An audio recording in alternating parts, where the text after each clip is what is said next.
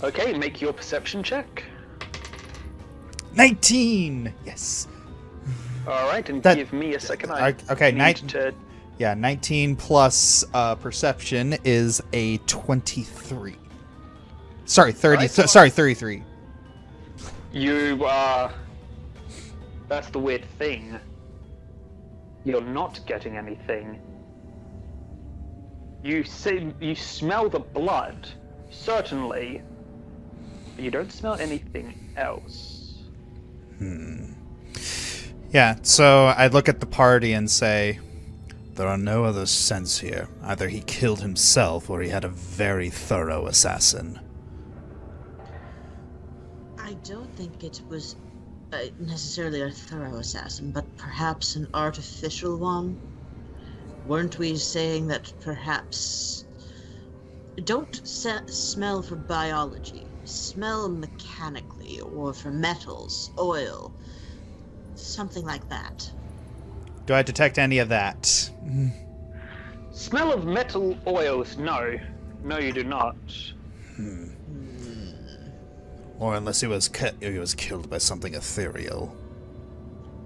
I didn't do it. I was not accusing you of anything. Well, I'm the only ethereal thing around here that we've seen. Are you? Can Claus try and... I don't know, try and sense something? I'm suddenly having a really bad feeling because I'm remembering something you asked me a few weeks back. I know what you're referring to, and you do not detect anything of the sort. Oh, and I should probably just clarify. I only said that Kun was not able to identify any unusual smells. Ah, so there is something there. There could be. I'm just saying, do not assume that nothing exists, merely that... It's like the old thing, you do not detect any traps. Oh cool, the area is clear. Boom! You still said there were no traps. I said you didn't detect any. I'm gonna search the area. Alright. As I said, you do... Yes, there is a piece of parchment that has been pinned with a knife to Mr. Nullo's chest. A note pinned to his chest. Yeah, I'm trying to figure out whether I can actually use time magic to alter the parchment to a point where we can read it without the blood.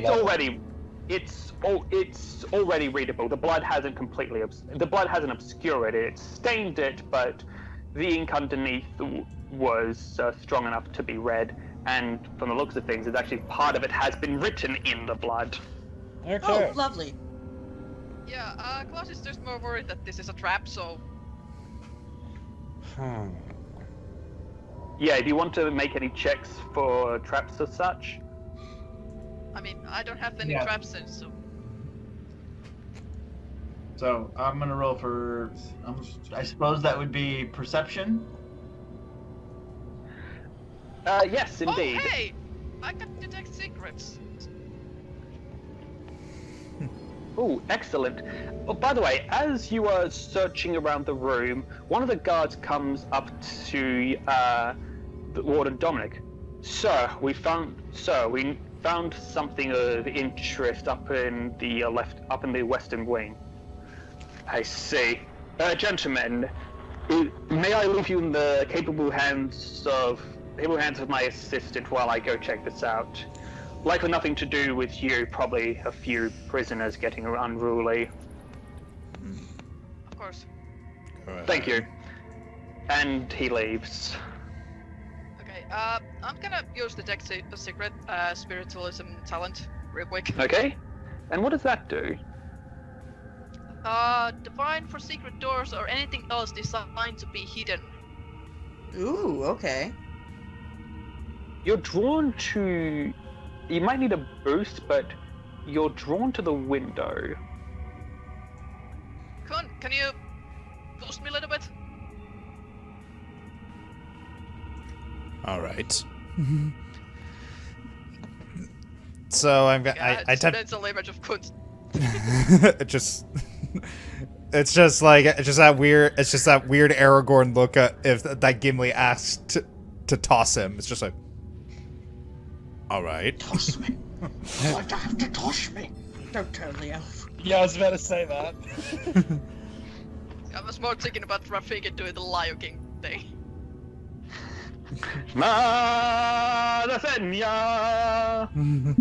Anyway, so with the boost, you're able to get eye level with the bars, and after a bit of careful walking and getting to see you get closer, with your magic, you notice something odd, and you start fiddling around the bars, and it comes loose.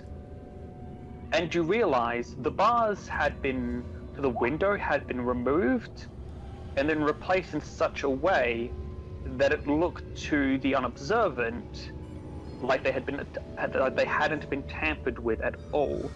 In fact, had it not been for your magic, it's unlikely that you would have even noticed that this alteration had been made. You can easily see how the warden and the other guards would not have caught this. Are we on? What floor are we on? You are on the.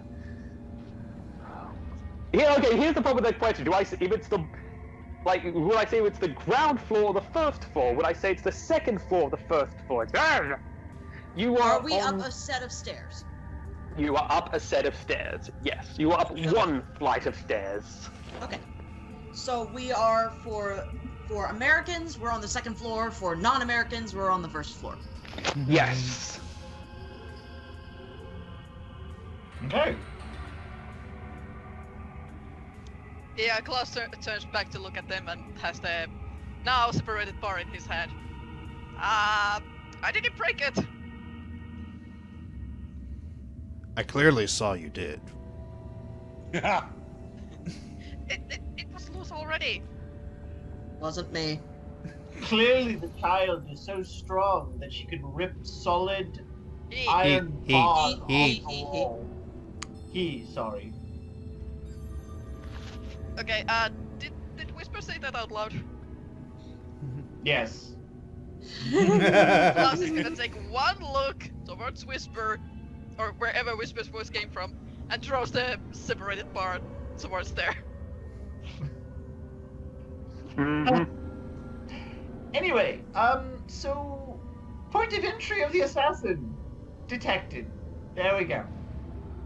Oh, and Why would they shoot the guards if they were able to get in here without any concern? Misdirection? To be fair, the guards themselves would not necessarily have been outside of the cell at the moment of ingress.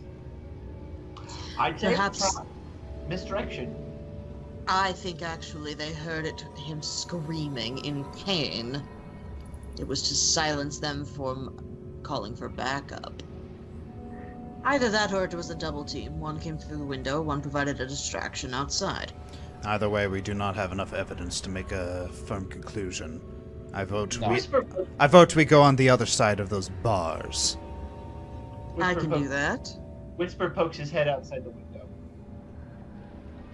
Yep. What- Ash, you said you wanted to have a look at the note as well? Yes. I posted it in the chat. It's like Kun's gonna look over the shoulder and say, "Deathalization, rather pretentious." So when Whisper looked out the window through the bar... And by the way, you recognize this as the exact same contract you had found on the pirates all those months ago. Yeah. Where's Storia?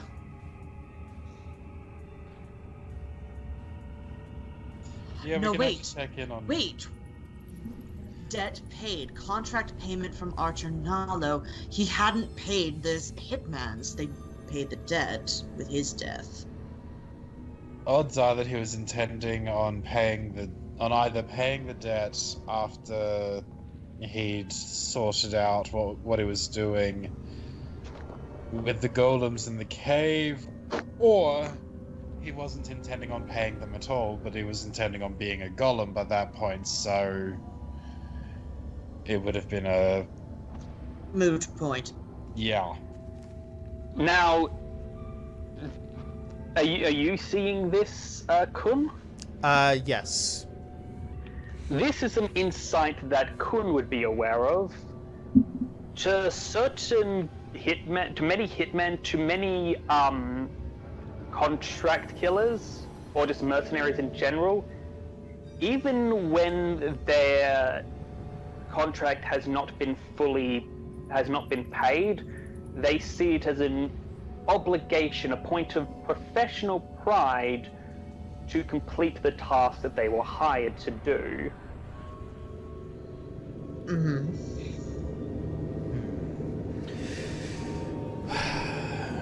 I wonder how many contract. We should check on her. Speaking of which, and this is Era speaking.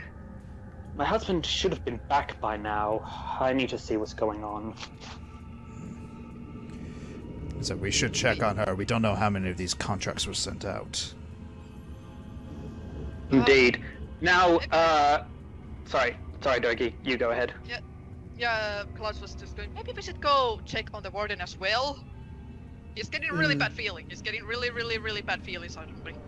Yeah. Before you do that, Whisper, you were looking around at stuff?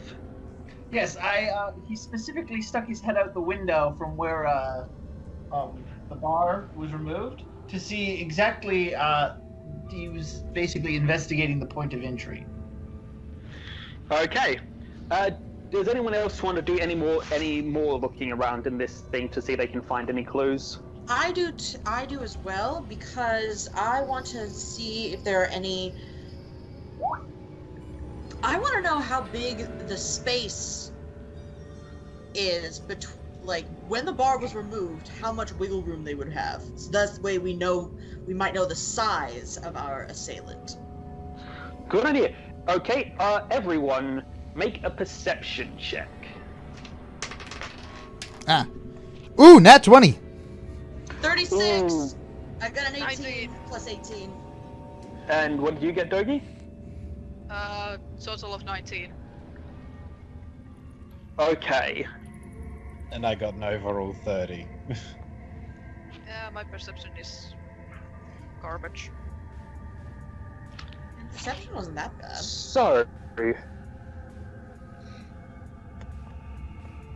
Kun, Whisper. First of all, actually I will answer Ari's question to begin with.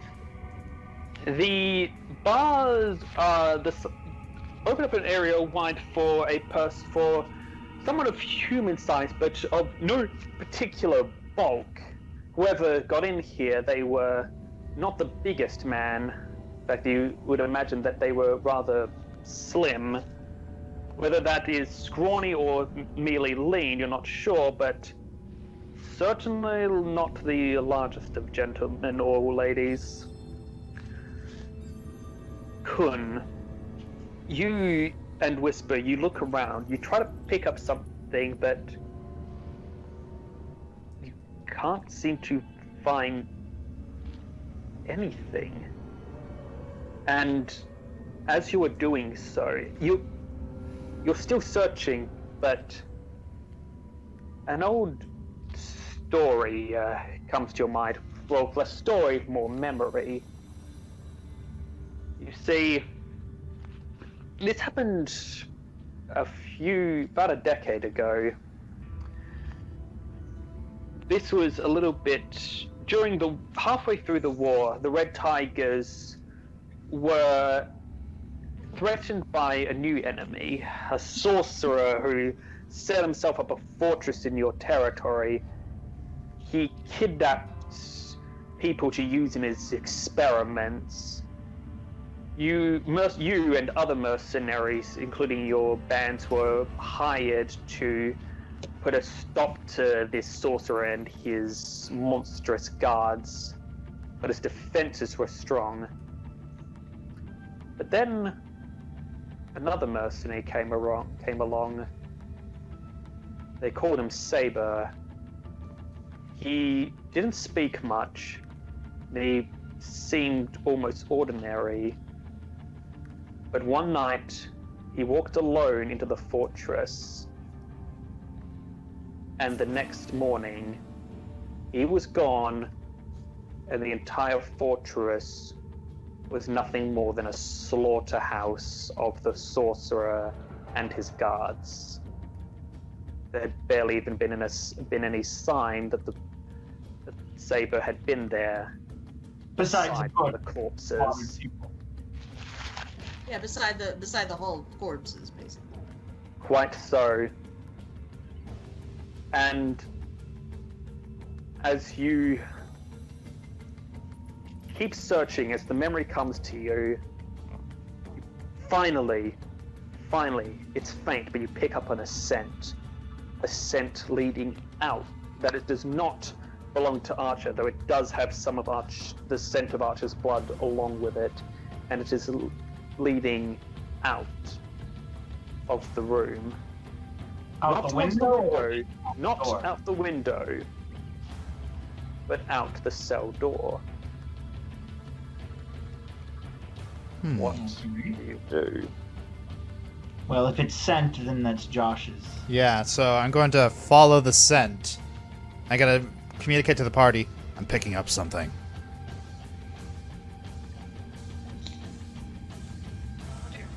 Is it heading towards the west wing? Indeed, it is. And that Yelling. is when you hear a scream. Running. Weapons out. Yeah, So- Coon's running over, activating everything. Yeah. Whisper enters stealth mode and immediately basically attempts to basically run in the direction of the sound. At first, it was only one scream, but you round the corridor and you see the body of another guard. This one again with a crossbow bolt embedded into his temple. As you keep running towards the left wing, you start to see more bodies. Some long dead, some freshly killed, and you hear footsteps running to the direction. You see shouts and battle cries and panic. And it is clear that there is a fierce battle going on. The bodies mount and grow as you approach. Alright. And this... Okay, never mind. Sorry, please speak. I was gonna say, Whisper is now would be quickening his pace and trying to catch up on the carnage before it concludes. Yeah, I'm also gonna activate the deflection just on myself. You may all use this time to activate any buffing or defensive abilities that you desire. Oh yeah, I'm activating everything. I am activating my I am activating my obstruction. Sorry, not my obstruction Aegis. Actually, yes, my obstruction Aegis. My darkness, quick meld, edgelord, darting crane stance. Excellent, excellent. Claus is gonna hop a little bit forward and smack Whisper on the back real quick. Congratulations, you have the Ring of Life now. Okay. Alright, so moving forward, what exactly do what exactly do I see? Surrounded by corpses, a hand crossbow in one hand, and a curved saber in the other. You see, honestly, doesn't look all that assuming. Light brown hair, basic haircut, slim figure, and very calm expression. And this utter normality is a complete contrast to the corpses that litter the floor around him, and the blood that stains his face and his clothes and his weapons. He looks up at you, and he smiles pleasantly. Good to see you all. Been waiting a while for you. This is Sabre. And Korim, you, though others may know of this man by reputation, you recognize him personally, for he was there the day your magic was first awakened.